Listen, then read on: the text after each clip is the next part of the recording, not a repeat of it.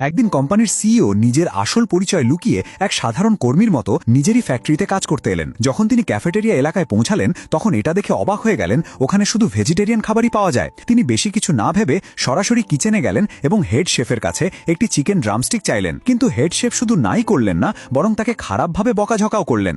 শেফের এই দুর্ব্যবহার দেখে সিইওর মাথায় রাগ চেপে গেল।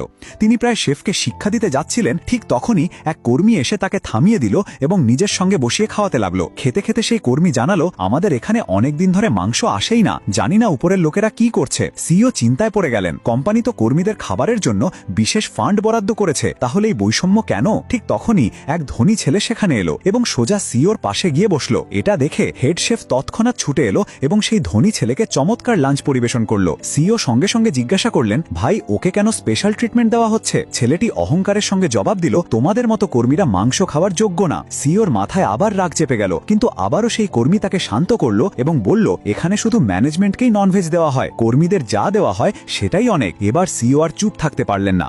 তিনি টেবিলে জোরে হাত মেরে বললেন, যখন কোম্পানি ফান্ড দিয়েছে তখন বৈষম্য করল কে?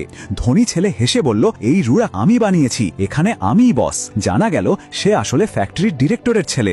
নিজের পজিশনের সুযোগ নিয়ে কর্মীদের উপর চাপ সৃষ্টি করে। সে সিইওকে বলল, আমার কাছে ক্ষমা চেয়ে হাঁটু গেড়ে বসলে একটা ড্রামস্টিক পাবে। কিন্তু সিইও ঝুঁকতে অস্বীকার করলেন। এবার সেই ধনী ছেলে সবাইকে ভয় দেখাতে শুরু করলো এবং বলল, যে আমাকে পাপা বলবে তাকে চিকেন দেওয়া হবে। কেউ না বলায় সে নাম ধরে ডাকতে লাগলো। ভয়ে কিছু লোক নত হয়ে গেল। চাকরি বাঁচানোই তখন বড় ছিল। তারপর সে সিইওর কাছে এলো, মাংসের টুকরো মাটিতে ফেলে দিয়ে বলল, এটা তুলে খেয়ে ফেল, না হলে চাকরি থেকে বের করে দেব। এবার সিইওর রাগ বিস্ফোরিত হলো। তিনি সেই ধনী ছেলেকে সবার সামনে পিটিয়ে দিলেন। পুরো ক্যাফেটেরিয়া চুপ হয়ে গেল। কেউ বিশ্বাসই করতে পারছিল না একজন কর্মী ডিরেক্টরের ছেলেকে এভাবে পেটালো।